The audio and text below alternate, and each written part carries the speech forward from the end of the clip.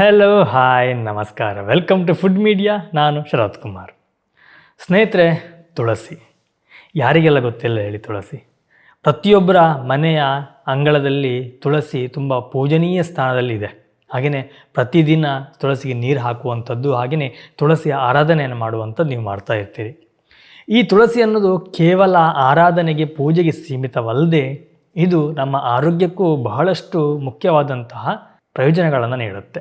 ಈ ತುಳಸಿ ಜ್ವರ, ಕೆಮ್ಮು, ಶೀತ, ನೆಗಡಿ, ಕೆಲವೊಂದು ಚರ್ಮ ಸಮಸ್ಯೆಗಳಿಗೆ, ಹಾಗೆಯೇ ಜೀರ್ಣಕ್ರಿಯೆಗೂ ಸಹ ಬಹಳಷ್ಟು ಸಹಾಯವನ್ನು ಮಾಡುತ್ತೆ. ನಾನು ಇವತ್ತಿನ ಈ ವಿಡಿಯೋದಲ್ಲಿ ಈ ತುಳಸಿಯ ಉಪಯೋಗಗಳೇನು, ಇದರ ಔಷಧಿ ಗುಣಗಳೇನು, ನಾವು ಇದನ್ನು ಮನೆಮದ್ದಾಗಿ ಯಾವ ರೀತಿ ಉಪಯೋಗ ಮಾಡಬಹುದು, ಈ ಮನೆಮದ್ದಿಂದ ನಮ್ಮ ಆರೋಗ್ಯಕ್ಕೆ ಯಾವ ರೀತಿಯಲ್ಲೆಲ್ಲ ಅನುಕೂಲಗಳಿವೆ, ಪ್ರತಿಯೊಂದನ್ನು ಕೂಡ ತಿಳಿಸ್ಕೊಡ್ತೀನಿ.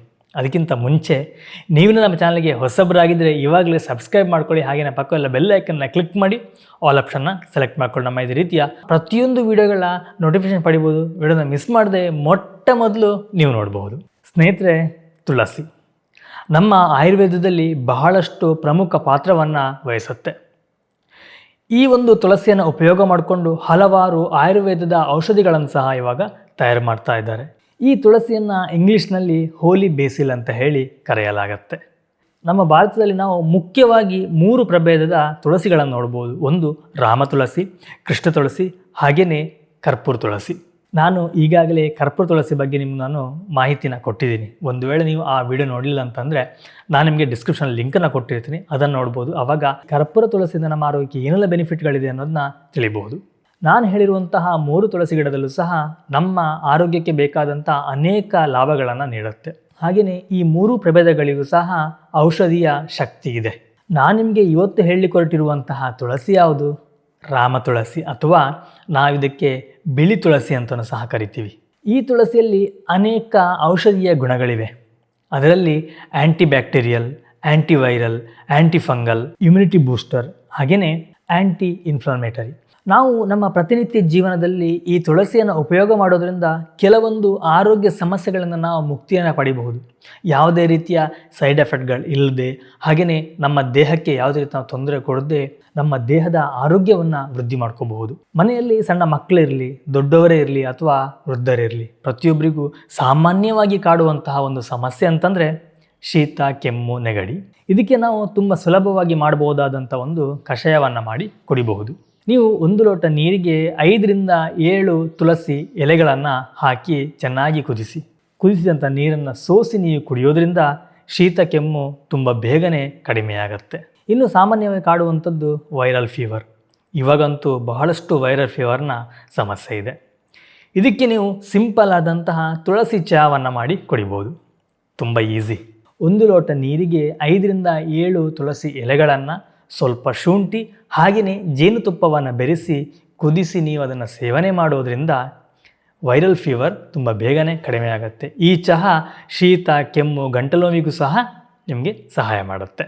ನಾನು ನಿಮಗೆ ಈಗಾಗಲೇ ಹೇಳಿದಂಥ ಕಷಾಯ ಆಗಲಿ ಅಥವಾ ತುಳಸಿಯ ಚಹಾವನ್ನಾಗಲಿ ನೀವು ಕುಡಿಯೋದ್ರಿಂದ ಇಮ್ಯುನಿಟಿ ಪವರ್ ಹೆಚ್ಚುತ್ತೆ. ಅಂದರೆ ರೋಗ ನಿರೋಧಕ ಶಕ್ತಿ ನಮ್ಮ ದೇಹದಲ್ಲಿ ಜಾಸ್ತಿ ಆಗುತ್ತೆ. ನಿಮಗೆಲ್ಲ ಗೊತ್ತೇ ಇದೆ, ಇಮ್ಯುನಿಟಿ ಪವರ್ ಜಾಸ್ತಿ ಆದರೆ ನಮ್ಮ ದೇಹದಲ್ಲಿರುವಂತಹ ಆರೋಗ್ಯ ಸಮಸ್ಯೆ ಮಾಡುವಂತಹ ಕೆಲವೊಂದು ವೈರಸ್ಗಳ ವಿರುದ್ಧ ಹೋರಾಡುತ್ತೆ. ಹಾಗಾಗಿ ಇಮ್ಯುನಿಟಿ ಪವರ್ ನಮ್ಮ ದೇಹಕ್ಕೆ ಬಹಳ ಮುಖ್ಯವಾದದ್ದು.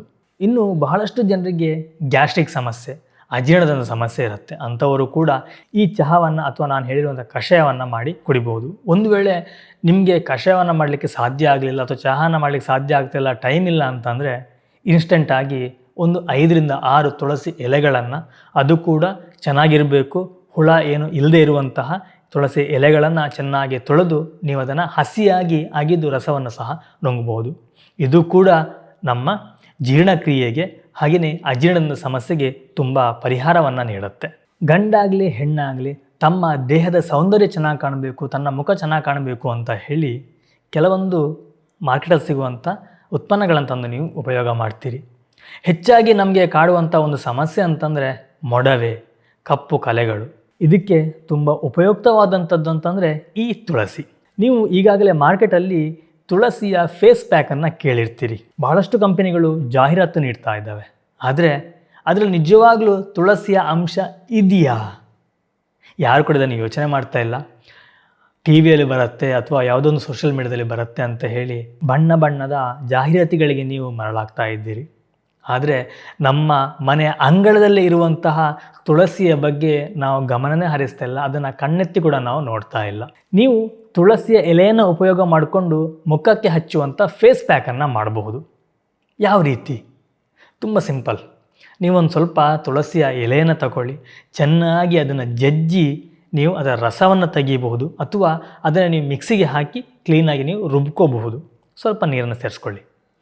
ಈ ಒಂದು ತುಳಸಿಯನ್ನು ನೀವು ಮುಖಕ್ಕೆ ಹಚ್ಚೋದ್ರಿಂದ ಮೊಳವೆ ನಿವಾರಣೆ ಆಗುತ್ತೆ, ಕಪ್ಪು ಕಲೆಗಳು ನಿವಾರಣೆ ಆಗುತ್ತೆ. ಹಾಗೆಯೇ ಏನಾದರೂ ನಿಮಗೆ ಮುಖದಲ್ಲಿ ಬ್ಯಾಕ್ಟೀರಿಯಲ್ ಇನ್ಫೆಕ್ಷನ್ಗಳಿದ್ರೂ ಕೂಡ ಅದು ಕೂಡ ನಿಮಗೆ ಕಡಿಮೆ ಆಗುತ್ತೆ. ಎಷ್ಟೊಂದು ಈಸಿ ಅಲ್ವಾ? ನಾವು ದುಬಾರಿಯಾದಂಥ ಹಣವನ್ನು ಕೊಟ್ಟು ಏನೇನೋ ತಂದು ನಾವು ಯೂಸ್ ಮಾಡ್ತೀವಿ. ಇದರಿಂದ ನಮ್ಮ ಮುಖದ ಸೌಂದರ್ಯ, ನಮ್ಮ ದೇಹದ ಸೌಂದರ್ಯ, ನಮ್ಮ ಆರೋಗ್ಯವನ್ನು ಕೂಡ ಹಾಳು ಮಾಡುತ್ತೆ. ಆದರೆ ನಮ್ಮ ಮನೆಯ ಅಂಗಳದಲ್ಲಿರುವಂತಹ ಈ ತುಳಸಿ ನಮ್ಮ ಆರೋಗ್ಯವನ್ನು ವೃದ್ಧಿ ಮಾಡುತ್ತೆ, ಸೌಂದರ್ಯವನ್ನು ಹೆಚ್ಚಿಸುತ್ತೆ. ಇವಾಗಂತೂ ಎಲ್ಲರಿಗೂ ಕೂಡ ತುಂಬ ಅಂದರೆ ತುಂಬಾ ಬಿಡುವಿಲ್ಲದಂತಹ ಕೆಲಸ, ಮನಸ್ಸಿಗೆ ಬಹಳಷ್ಟು ಒತ್ತಡ, ಆತಂಕ, ನಮಗೆ ಯಾವುದರಲ್ಲೂ ಕೂಡ ನೆಮ್ಮದಿ ಅಂತ ಇರೋದಿಲ್ಲ. ನಾವು ಮನಸ್ಸಿಗೆ ಬಹಳಷ್ಟು ಒತ್ತಡವನ್ನು ಕೊಡ್ತಾ ಇದ್ದೀವಿ, ಮನಃಶಾಂತಿ ಇಲ್ಲ, ಸರಿಯಾಗಿ ನಿದ್ದೆ ಬರೋದಿಲ್ಲ. ಇದಕ್ಕೆಲ್ಲದಕ್ಕೂ ಈ ತುಳಸಿಯ ಚಹಾ ಒಂದು ಪರಿಹಾರವಾಗುತ್ತೆ. ನಾನು ನಿಮಗೆ ಆವಾಗಲೇ ಹೇಳಿದ ಹಾಗೆ ಈ ತುಳಸಿಯ ಚಹಾವನ್ನು ಮಾಡಿ ನೀವು ಕುಡೀರಿ. ಈ ತುಳಸಿಯ ಚಹಾವನ್ನು ನೀವು ಮಾಡಿ ಕುಡಿಯೋದ್ರಿಂದ ನಿಶ್ಚಿಂತೆಯಾಗಿ ನೀವು ನಿದ್ದೆ ಮಾಡ್ಬೋದು, ಯಾವುದೇ ಮಾನಸಿಕ ಒತ್ತಡಗಳಿರುವುದಿಲ್ಲ. ಹಾಗೆ ನೀವು ತುಂಬ ಒತ್ತಡಕ್ಕೊಳಗಾಗಿದ್ದೀರಿ, ಟೆನ್ಷನ್ ಆಗ್ತಾ ಇದೆ ಅಂತ ಹೇಳಿದ್ರೆ ಕಣ್ಣು ಮುಚ್ಚಿಕೊಂಡು ಸ್ವಲ್ಪ ತುಳಸಿಯ ಚಹಾವನ್ನು ಸವಿರಿ, ನಿಮ್ಮ ಮನಸ್ಸು ತುಂಬ ನಿರಾಳವಾಗುತ್ತೆ. ಮನೆಯಲ್ಲಿ ಸ್ವಲ್ಪ ವಯಸ್ಸಾದವರಿದ್ದರೆ, ಈಗ ವಯಸ್ಸಂತಲ್ಲ, ಒಂದು 40-45 ವರ್ಷಗಳ ನಂತರ ಅಸ್ತಮ ಬಹಳಷ್ಟು ಜನರಿಗಿದೆ. ಈ ಅಸ್ತಮ ಇರುವಂಥವರು ತುಳಸಿ ಮತ್ತು ಕಾಳುಮೆಣಸನ್ನು ಸೇರಿಸಿ ಕಷಾಯವನ್ನು ಮಾಡಿ ಕುಡಿಯೋದ್ರಿಂದ ಅಸ್ತಮ ಕಡಿಮೆ ಆಗಲಿಕ್ಕೆ, ಹಾಗೆಯೇ ಶೀತ ಕಡಿಮೆ ಆಗಲಿಕ್ಕೆ ಬಹಳಷ್ಟು ಸಹಾಯ ಮಾಡುತ್ತೆ. ನೀವು ಈಗಾಗಲೇ ಈ ರೀತಿಯ ಆರೋಗ್ಯ ಸಮಸ್ಯೆಗಳಿಂದ ಬಳಲ್ತಾ ಇದ್ದರೆ ನೀವು ಡಾಕ್ಟ್ರನ್ನ ಸಲಹೆ ಪಡ್ಕೊಂಡು ಅವ್ರು ಕೊಡುವಂಥ ಔಷಧಿಗಳನ್ನು ನೀವು ತಗೊಳ್ತಾ ಇದ್ದರೆ ಅದ್ರ ಜೊತೆ ಇದನ್ನು ಆ್ಯಡ್ ಮಾಡ್ಕೊಳ್ಳಿ, ಯಾವುದೇ ರೀತಿ ಸಮಸ್ಯೆ ಇಲ್ಲ. ಒಂದು ವೇಳೆ ನಿಮಗೆ ಸ್ವಲ್ಪ ಭಯ ಅಂತ ಅನಿಸಿದ್ರೆ ಯಾರ ಮಾರ್ಗದರ್ಶನದಲ್ಲಿ ಔಷಧಿಗಳನ್ನು ತಗೊಳ್ತಾ ಇದ್ದೀರೋ ಅವರ ಸಲಹೆ ಪಡೆಯಿರಿ. ಇದು ನಿಮ್ಮ ಆರೋಗ್ಯವನ್ನು ಇನ್ನು ಹೆಚ್ಚು ವೃದ್ಧಿ ಮಾಡಲಿಕ್ಕೆ ಸಹಾಯ ಮಾಡುತ್ತೆ. ತುಳಸಿ ಗಿಡವನ್ನು ಪ್ರತಿಯೊಬ್ಬರ ಮನೆಯಲ್ಲೂ ನಡಲೇಬೇಕು. ಇದಕ್ಕೆ ಜಾತಿ ಮತ ಭೇದ ಯಾವುದೂ ಇಲ್ಲ, ಯಾರ ಮನೆಯಲ್ಲಿ ನಟ್ಟರೂ ಕೂಡ ಬರುತ್ತೆ. ನಾವು ಹಿಂದೂ ಸಂಪ್ರದಾಯದಲ್ಲಿ ಈ ಒಂದು ತುಳಸಿ ಗಿಡಗಳಿಗೆ ಮಹತ್ವದ ಪೂಜನೀಯ ಸ್ಥಾನವನ್ನು ಕೊಟ್ಟಿದ್ದೇವೆ. ಯಾಕೆ ಅಂತಂದರೆ ಇದು ಆರೋಗ್ಯಕ್ಕೆ ಒಳ್ಳೆಯದು ಅನ್ನೋದು ನಮ್ಮ ಪೂರ್ವಜರಿಗೆ ಗೊತ್ತಿತ್ತು. ಇದನ್ನು ಯಾವುದೇ ಒಂದು ಜಾತಿ ಧರ್ಮ ಮತ ಇರಲಿ, ನೀವು ಪ್ರತಿಯೊಬ್ಬರ ಮನೆಯಲ್ಲಿ ಅಟ್ಲೀಸ್ಟ್ 1-2 ಗಿಡವನ್ನಾದರೂ ನಡಿ. ಇದು ನಿಮ್ಮ ಆರೋಗ್ಯವನ್ನು ಸುಧಾರಣೆ ಮಾಡಲಿಕ್ಕೆ ಬಹಳಷ್ಟು ಉಪಯೋಗ ಆಗುತ್ತೆ, ಜೊತೆಗೆ ಉತ್ತಮವಾದಂತಹ ಗಾಳಿಯನ್ನು ಕೊಡುತ್ತೆ. ನಾವು ಶುದ್ಧವಾದಂತಹ ಉಸಿರಾಡಲಿಕ್ಕೆ ಈ ರೀತಿಯ ಗಿಡಗಳು ನಮಗೆ ಬಹಳಷ್ಟು ಸಹಾಯ ಮಾಡುತ್ತೆ. ಈ ಗಿಡವನ್ನು ನೆಡಲಿಕ್ಕೆ ನಿಮಗೇನು ಬಹಳ ಕಷ್ಟ ಏನಿಲ್ಲ. ಸರಿಯಾಗಿ ಬೆಳಕು ಬೀಳುವಂಥ ಜಾಗದಲ್ಲಿ ಗಿಡವನ್ನು ನೆಡಿ. ಪ್ರತಿದಿನ 1 ಬಾರಿ ನೀರನ್ನು ಹಾಕಿ. ನೀವು ಒಂದು ವೇಳೆ ಒಂದು ಪಾಟಲ್ಲಿ ನಡ್ತೀನಿ ಅನ್ನೋದಾದರೆ ವಿಪರೀತವಾಗಿ ನೀರು ಹಾಕ್ಲಿಕ್ಕೆ ಹೋಗಬೇಡಿ. ಒಂದು ಹೊತ್ತಿಗೆ ಸ್ವಲ್ಪ ಪ್ರಮಾಣದ ನೀರನ್ನು ನೀವು ಹಾಕಿದರೆ ಸಾಕಾಗುತ್ತೆ. ಮಣ್ಣಿನ ಮೇಲ್ಪದರ ಸರಿಯಾಗಿ ಒದ್ದೆಯಾಗುವಷ್ಟು. ವಿಪರೀತವಾದಂತಹ ನೀರು ಹಾಕಿದರೆ ಗಿಡ ಕೊಳೆತು ಸಾಯುತ್ತೆ. ಸಾಧ್ಯವಾದರೆ ಇದಕ್ಕೆ ಜೈವಿಕ ಗೊಬ್ಬರಗಳು ಬರುತ್ತೆ, ಅದನ್ನು ಉಪಯೋಗ ಮಾಡಿ. ಇಲ್ಲಂತಂದರೆ ಸಗಣಿಯನ್ನು ಒಣಗಿಸಿ ಪುಡಿ ಮಾಡಿ ಅದನ್ನು ಸಹ ನೀವು ಈ ಗಿಡದ ಬುಡಕ್ಕೆ ಹಾಕಬೇಡಿ, ಸುತ್ತಲೂ ನೀವು ಅದನ್ನು ಸ್ವಲ್ಪ ಹರಡಿದರೂ ಸಾಕಾಗತ್ತೆ. ನಾನು ಪ್ರತಿ ಬಾರಿ ಕೂಡ ಹಾಗೆ ಪ್ರತಿಯೊಂದು ವಿಡಿಯೋದಲ್ಲಿಯೂ ಔಷಧಿ ಗಿಡಗಳನ್ನು ಪರಿಚಯ ಮಾಡುವಾಗ ಒಂದು ಸಲಹೆಯನ್ನು ಕೊಡ್ತೀನಿ. ಅತಿಯಾದರೆ ಅಮೃತನೂ ವಿಷ ಅನ್ನೋ ಹಾಗೆಯೇ ಈ ತುಳಸಿಯ ವಿಷಯದಲ್ಲೂ ಕೂಡ ಅದು ಅನ್ವಯ ಆಗುತ್ತೆ. ನಾವು ಅತಿಯಾಗಿ ಸೇವನೆ ಮಾಡೋದ್ರಿಂದ ನಮ್ಮ ಆರೋಗ್ಯಕ್ಕೆ ಹಾನಿಕರ ಆಗುವಂಥ ಸಾಧ್ಯತೆಗಳಿವೆ. ಹಾಗಾಗಿ ಹೆಚ್ಚು ಪ್ರಮಾಣದಲ್ಲಿ ಸೇವನೆ ಮಾಡುವಂಥದ್ದು ಬೇಡ, ನಿಯಮಿತವಾಗಿ ಸೇವಿಸೋದು ಉತ್ತಮ. ಒಂದು ವೇಳೆ ನಿಮ್ಮಲ್ಲಿ ಯಾರಾದರೂ ಗರ್ಭಿಣಿಯರಾಗಿದ್ದರೆ ಅಥವಾ ಎದೆ ಹಾಲನ್ನು ಮಕ್ಕಳಿಗೆ ಕುಡಿಸುವಂತಹ ತಾಯಂದಿರಿದ್ದರೆ ಅವರು ನಿಮ್ಮ ವೈದ್ಯರ ಸಲಹೆಯನ್ನು ಪಡೆದು ನೀವು ಇದನ್ನು ಉಪಯೋಗ ಮಾಡೋದು ತುಂಬ ಉತ್ತಮ. ಹಾಗೆಯೇ ಮಕ್ಕಳಿಗೆ ಸ್ವಲ್ಪ ಪ್ರಮಾಣದಲ್ಲಿ ಕೊಟ್ಟರೆ ಸಾಕಾಗುತ್ತೆ. ನಾವು ತುಂಬ ಬೇಗನೆ ಗುಣ ಆಗಲಿ ಅಂತ ಹೇಳಿ ಅತಿಯಾದಂತಹ ಸೇವನೆಯನ್ನು ಮಾಡಲಿಕ್ಕೆ ಹೋಗಬೇಡಿ. ಎಷ್ಟು ಬೇಕೋ ಅಷ್ಟೇ ಪ್ರಮಾಣದಲ್ಲಿ ಸೇವಿಸಿ. ಆಯುರ್ವೇದದ ಔಷಧೀಯ ಪದ್ಧತಿಯ ಪ್ರಕಾರವು ತುಳಸಿ ಉತ್ತಮವಾದದ್ದು ಅಂತ ಹೇಳಲಾಗುತ್ತೆ. ಕಫ ಮತ್ತು ವಾತ ದೋಷಗಳಿಗೆ ಇದು ಪರಿಹಾರ ಆಗುತ್ತೆ, ದೇಹವನ್ನು ಶುದ್ಧೀಕರಿಸುತ್ತೆ, ಉಸಿರಾಟದ ಸಮಸ್ಯೆಗಳಿಂದ ನಮಗೆ ಮುಕ್ತಿಯನ್ನು ನೀಡುತ್ತೆ, ಜೊತೆಗೆ ಬಾಯಿಯ ದುರ್ವಾಸನೆಯನ್ನು ಕೂಡ ಇದು ಹೋಗಲಾಡಿಸುವಲ್ಲಿ ನಮಗೆ ಬಹಳಷ್ಟು ಸಹಾಯ ಮಾಡುತ್ತೆ. ಸ್ನೇಹಿತರೆ, ನಾವೆಲ್ಲರೂ ಕೂಡ ಹಾಗೆ ನಾವು ಆರೋಗ್ಯವಾಗಿರುವಾಗ ಯಾವುದ್ರ ಬಗ್ಗೆನೂ ತಲೆ ಕೆಡಿಸ್ಕೊಳ್ಳೋದಿಲ್ಲ. ನಮ್ಮ ಆರೋಗ್ಯ ಹದಗೆಟ್ಟಾಗ ನಮಗೆ ಅದಕ್ಕೆ ಬೇಕಾದಂಥ ಪರಿಹಾರವನ್ನು ನಾವು ಮಾಡಲಿಕ್ಕೆ ಹೊರಡ್ತೀವಿ. ಈ ಆರೋಗ್ಯ ಸಮಸ್ಯೆಗಳು ಬರೋದಕ್ಕಿಂತ ಮುಂಚೆನೇ ಆರೋಗ್ಯ ಸಮಸ್ಯೆಗಳು ಬಾರದೇ ಇದ್ದ ಹಾಗೆ ನೋಡಿದರೆ, ನಿಮ್ಮಲ್ಲಿ ಬಹಳಷ್ಟು ಜನ ಬಿಸಿ ನೀರನ್ನು ಕುಡಿಯುವಂಥವ್ರು ಇರ್ತೀರಿ. ಬಿಸಿ ನೀರನ್ನು ಕುದಿಸುವಾಗಲೇ ಒಂದು 3-4 ತುಳಸಿಯ ಎಲೆಗಳನ್ನು ಸೇರಿಸಿ, ಹಾಗೆ ಒಂದು ಸಣ್ಣ ತುಂಡು ದಾಲ್ಚಿನ್ನಿಯನ್ನು ಸೇರಿಸಿ. ಈ ನೀರನ್ನು ನೀವು ಕುಡಿಯೋದ್ರಿಂದ ನಾನು ನಿಮಗೆ ಯಾವಾಗಲೂ ಹೇಳೋದ್ನಲ್ಲ, ಇದು ಯಾವುದೇ ರೀತಿಯ ಆರೋಗ್ಯ ಸಮಸ್ಯೆಗಳು ಬಾರದೇ ಇದ್ದ ಹಾಗೆ ನೋಡ್ಕೋಬಹುದು. ಸ್ನೇಹಿತರೆ, ನೋಡಿದ್ರಲ್ಲ, ಇದಿಷ್ಟು ತುಳಸಿಯಿಂದ ನಮ್ಮ ಆರೋಗ್ಯಕ್ಕೆ ಆಗುವಂತಹ ಲಾಭಗಳು, ಹಾಗೆಯೇ ತುಳಸಿಯನ್ನು ಯಾವ ರೀತಿ ಉಪಯೋಗ ಮಾಡಬೇಕು ಅನ್ನೋದನ್ನ ತಿಳಿಸ್ಕೊಟ್ಟಿದ್ದೀನಿ. ತುಳಸಿ ಕೇವಲ ಒಂದು ಗಿಡ ಅಲ್ಲ, ಇದು ನಮ್ಮ ಮನೆಯ ವೈದ್ಯ. ಪ್ರತಿ ಮನೆಯಲ್ಲೂ ಕನಿಷ್ಠ 2 ತುಳಸಿ ಗಿಡ ಇದ್ದರೆ ಆರೋಗ್ಯ ಸುಧಾರಣೆ ಆಗುತ್ತೆ, ಶುದ್ಧವಾದಂಥ ವಾತಾವರಣ ಸಿಗುತ್ತೆ, ಜೊತೆಗೆ ಪ್ರಾಕೃತಿಕವಾಗಿ ಪ್ರಕೃತಿಯ ಜೀವನ ನಾವು ಜೀವಿಸಬಹುದು.